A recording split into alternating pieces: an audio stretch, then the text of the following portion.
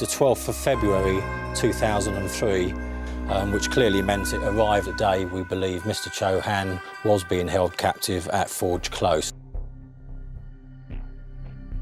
Number 10. Abigail Williams and Liberty German. On February 13, 2017, teenagers Abigail Williams and Liberty German went missing when hiking through Deer Creek Township, Indiana. Their bodies were found the next day, and while details have never been released, the police began a murder investigation. This is the bridge that we've all seen in the images released to the media. You can see now some flowers left behind in memory of the girls. One clue was found on German's phone. It was Libby who managed to take a cell phone picture of a strange man on the bridge. He's the prime suspect. While hiking, German had taken a photo of an unknown man walking towards the girls. Unfortunately, the picture is not clear, but police were quick to suspect this man as the murderer. An audio recording was also found on the phone, with a muffled male voice saying, quote, "down the hill." A sketch of the suspected killer was released in July of 2017, which was updated by police 2 years later.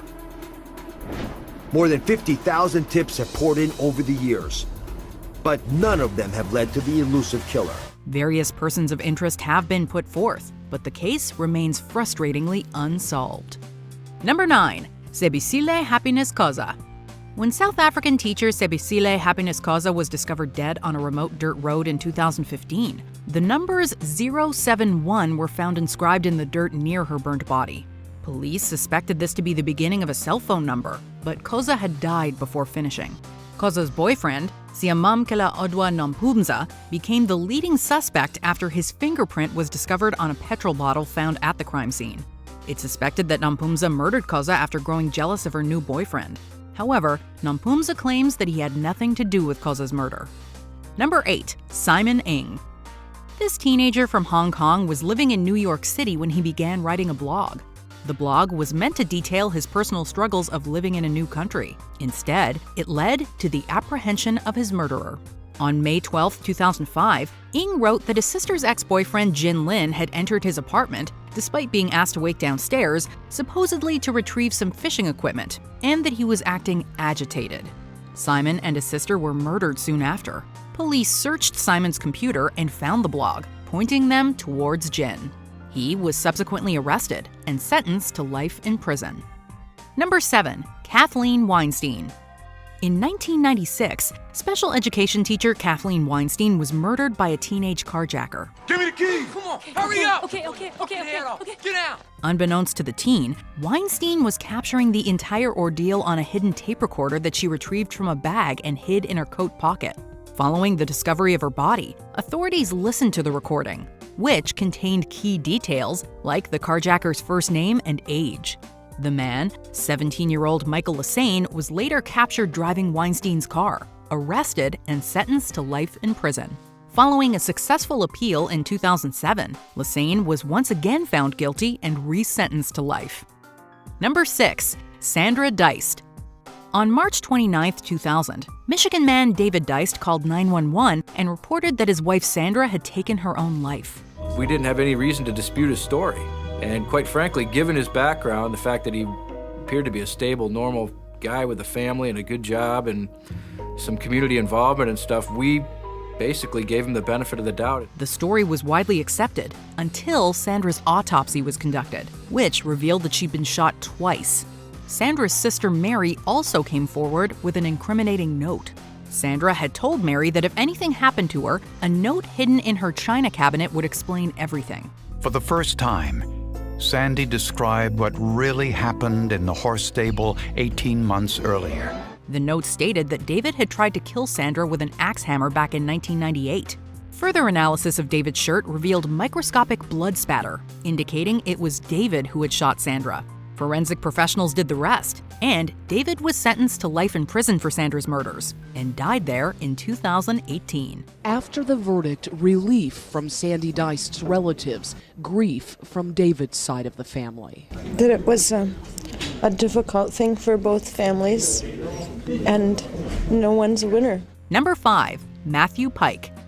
British student Matthew Pike lived with his girlfriend Joanna Whitten in Suffolk, England.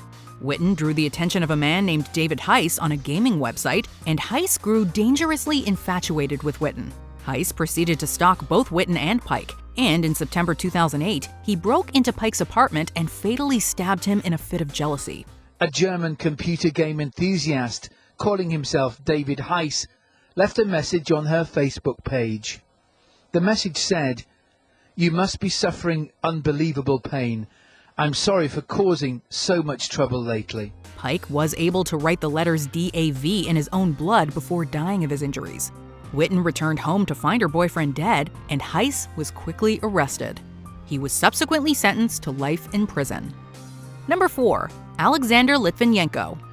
This Russian defector once worked for the Russian Federal Security Service before publicly accusing his superiors of ordering an assassination. The fitness fanatic was an outspoken critic of the Kremlin.